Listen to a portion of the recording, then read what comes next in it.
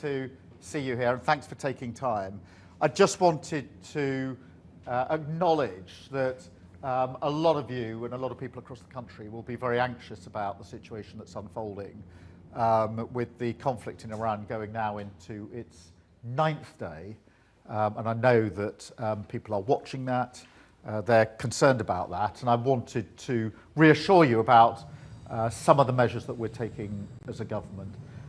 The first is the work we're doing with allies in the region, so the countries in particular that are under attack, many of the Gulf countries who obviously have played no part themselves in any attack on Iran are nonetheless being attacked. So as you would imagine, we're working very closely with them, helping with defensive capability. We've got fighter jets in there, and we've increased the capability there over the course of the last 9 days. Anti-drone devices, radar, and lots of other work that we're coordinating. And I've been speaking to all the leaders in the region, some of them a number of times over, to assess how they feel the situation is on the ground, what more we can do. These are allies, these are friends of our country we've been working with for many years. So that's what we're doing on that front. The second big issue is obviously we've got about 300,000 British nationals in the region. Some of them live there, have done for some time. Some of them are on holiday there. Some of them were just changing planes. And they're all very concerned about the situation they're in. And I know that friends and family in this country are very, very concerned because they want to know that their loved ones are safe. So we're working with commercial airlines, working with all the countries involved to make sure that firstly people register their presence. 300,000 are there in the region. 120-something thousand have registered their presence. That means we're in touch with them and we can help them, give them information and advice. And where they want to come home, make sure that with commercial airlines and charter airlines, we're providing the means for them to get back. Not always easy because the airspace is closed in some places for some of the time, depending on the threat levels. But we got 35,000 back so far, and we're working, as you'd expect, around the clock in relation to those operations. The third area I just wanted to address, because I think as we go into this sort of what feels like the second week of this conflict, a lot of people are going to begin to think, well, that's happening out in Iran and in the Gulf states, but I can sense it's going to affect me back here in the United Kingdom, particularly the economy.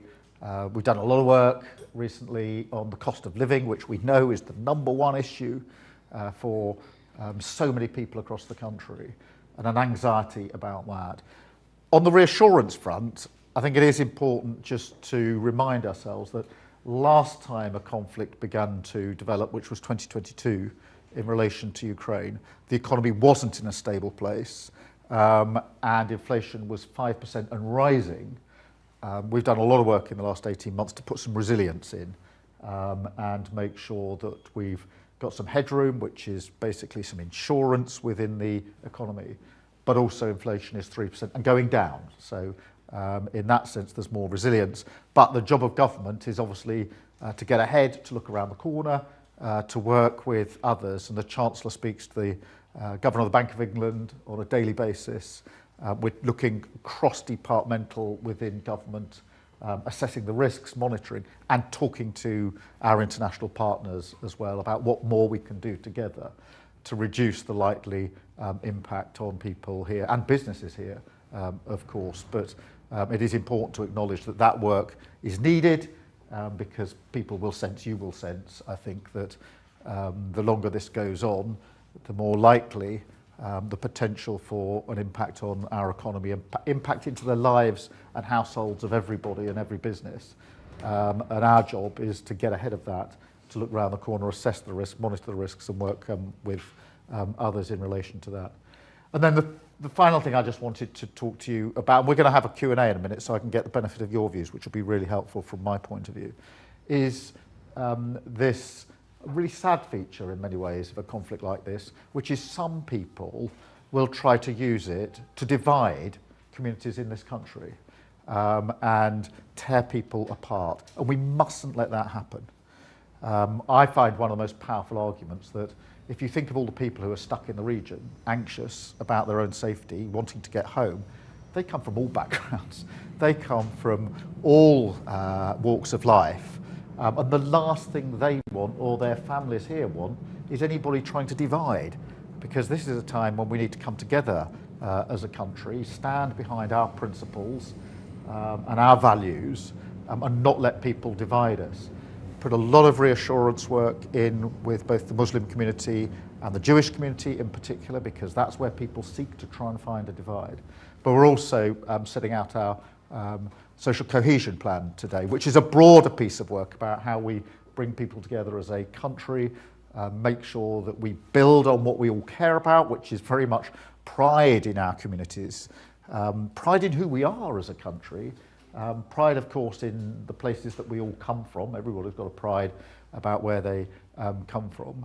And that real sense of making sure that we do integrate and we're one country standing together, particularly at a time like this, and that we bear down on extremism and division, because it's very important all the time to do that. It's particularly important at the moment. And so that's what we're doing as we turn into this week. So I think what you'll see is the focus going more to what impact might this have back in the United Kingdom. This will be happening across all countries, really, and really to reassure you about the work the government is doing to get ahead of that and to monitor the risk, assess the risk and work with others across our own government, but actually with other countries. Part of the response at a time like this has to be constantly talking to leaders in other countries, particularly in the region, but also across Europe when it comes to the economy and other measures. So that's all I'll say for now. I think I've got some questions from you, so this is your chance. Anybody got any questions that they want to ask? I think we'll do the old-fashioned way of putting a hand up, if that's all right. Yes, I'll try and do a question behind me whilst facing this way. It's always a skill, but hopefully I can master it. I think we've got a microphone coming for you so you can be heard. Is that okay? Yeah, we can hear you. Good morning. My question is, what are you doing to bring communities together in this world that is so divided, and what is in place? Yeah, this is really important. I mean, it is a really sad feature, isn't it, of a time like this, that some people will try and use it as an opportunity to divide. So I think on two levels we're working. The first is we have to be really conscious that where people want to divide at the moment in relation to this conflict, it's in the space of trying to divide the Muslim community and the Jewish community. So we're working particularly on those two strands. There is a sort of broader cohesion plan that we've been working on for some time, which is not just a reaction to this conflict, obviously, is much broader, which is how do we bring the country together? One of my biggest concerns at the moment is that there's too many people in politics who want to set up grievances between different groups of people, to point fingers and divide and say that we can't be one country, we can't be one set of communities. I totally disagree with that. I think one of the great things about this country is we're a diverse country where we prove actually that different people can live alongside each other in a tolerant way with our values. And actually that's more than just an observation on who we are as a country, it's what we are as a country. That is us. And we should hold that close, we should be proud of it. And so the cohesion plan is intended to make sure that everything is being put in place to support the work we're doing there. Let us go to another question. Yes, please. So you plan to have a ban on social media for under 16-year-olds. Obviously, a lot of young people use social media and view it as an asset. How do you plan to actually consult young people more into policy making if this is a huge disagreement between you and young people? Well, look, thank you for raising that. I see you've got My Life, My Say on, which is a great organisation that we've worked with for a long time. We're consulting on it, so no decisions have been made yet, and I want the voice of young people in that consultation. I'm very, very interested to hear. How do you see that practically being happened, though? Well, the consultation is just starting its course, so there are lots of ways you can get involved in that. I'll make sure my team give you all the details, but also we need to set up discussion points. Maybe with My Life, My Say might be one way of doing it, shouldn't be the only way of doing it. So we'll make sure that young people have their say. They must have their say in this, because there are different views here, and that's the whole point of the consultation. So thank you for raising that. Let me go across to this side of the room. What are we doing about the housing crisis? What is being done about the housing crisis? There are 400,000 people homeless here in England alone. So Yeah, well, there are two separate strands here. One is homelessness, where we've put in a huge amount of investment to deal with homelessness, to get people into shelter, but also more than just into shelter, because for many people who've got homelessness issues, it's about the support that needs to go in as well, in terms of maybe health issues, work issues, etc. So there's the roof over the head element to it. That is vital, but on its own it's not enough. Then secondly, we need to take the pressure points off in relation to people being made homeless in the first place. One of the pressure points is no-fault evictions for renters, and so we're getting rid of that. This is where, until recently, people could be thrown out of their rented accommodation through no fault of their own, and then that puts a pressure on them and on local authorities, making sure that all the work we're doing on the cost of living is making sure people have more money in their pockets, so they don't necessarily get into the difficulties in the first place. And so there's the preventative bit, but there's also, what do we do to support those who are homeless? There's a bigger picture here as well, which is we need to build more houses to make sure that everybody has a safe, secure place to grow up, whether that's somewhere they're able to buy and own of their own, or whether it's the rented sector. We passed the Renters' Rights Act, which is the biggest piece of legislation for renters, giving them rights in a generation. 11 million people are in rented accommodation. We should never forget that, and they need better rights. So there's a lot of stuff we're doing in that space. And so one last question, and I'm going to go to the media, and then I'm going to come round to your tables so we can continue the discussion. Madam, if I may. I work with young people who are at risk here. Do you mind if you need me to? It's just otherwise we could. Anxiety. I work with young people who are at risk here. The thresholds are really high for them to be helped, both of violence against them or children with special needs. Can you do something to get them the help at the right time so that they can go on to have better outcomes than they do? It's vital that we do. All of the evidence is absolutely clear that you need to intervene early, because if you miss those opportunities, it can take a lifetime before you can turn it around. So putting more resource in. We've got a youth strategy which was put together with young people. I'm really pleased. We didn't do a youth strategy with politicians in Whitehall deciding what the youth strategy should be.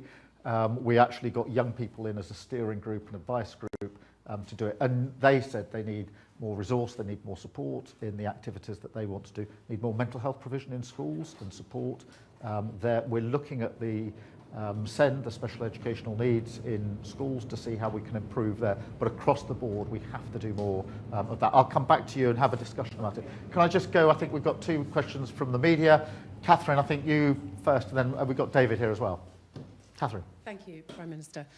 President Trump has said, among other things, that he's disappointed in you, that you're no Churchill, and that gas and oil prices going through the roof is, quote, a small price to pay. It will feel to many people like the special relationship is in tatters. Were you able to begin to mend it in your phone call yesterday? And also, can you just reassure people that the government will have their backs on energy? Thank you. Thank you, Catherine. Let me address a number of points there. The first is, it's really important to emphasise that the US and the UK are working together every single day, as they always have. Obviously, in relation to Iran, the US are now using UK air bases under the agreement that we've reached. But more generally than that, intelligence is being shared every day. In the region, we have our military personnel and US military personnel co-located in the same places, in the same bases. And both the US and the UK are working together protecting those bases. So in terms of the relationship, the work that we necessarily have to do together is going on as you'd expect. I had a telephone call with President Trump yesterday talking about the conflict in Iran and the region and what we were doing together, and that was important in terms of the ongoing discussion. But the discussion with our US counterparts is happening at all levels, all of the time, every single day. That's the nature of the relationship. What I would say is this, is that decisions about what's in Britain's best interests are decisions for the Prime Minister of Britain. And that's how I've approached all of the questions and all the decisions that I've had to make. It is really important, that's a fundamental principle, that it is the UK Prime Minister, who everybody expects, the people of the United Kingdom would expect, that the UK Prime Minister would make the decisions using our values, our principles, in the best interest of our country. And it's really important that we are very, very clear about that principle. We're obviously working more generally with leaders and allies across the region, both in relation to the defensive work that needs to go in and in relation to the work to get people out of the region. Very many British nationals are there. So thank you for that. David, can I come to you? Thanks very much, Prime Minister. Yeah, just want to ask about, you've come here today to acknowledge the cost of living pressures that this situation in Iran could present for people here in this room and across the country. That they're going to be worried about their pockets and the effect on the money in their pockets. What practical steps might we actually see from the government to help people across the country? Are we going to see something similar to the state intervention that came in after the price spikes caused by the Ukraine war, for example? And I just want to ask one other thing about Donald Trump as well. A year ago, roughly speaking, the US president had Vladimir Zelensky in the White House, and there was that dust-up, which I think we all remember quite clearly. At the time, he suggested that Ukraine was gambling with World War III. Is the US president now gambling with World War III? Let me address both of those issues. Firstly, the cost of living, because I am acutely aware that across the country, the number one issue is still the cost of living.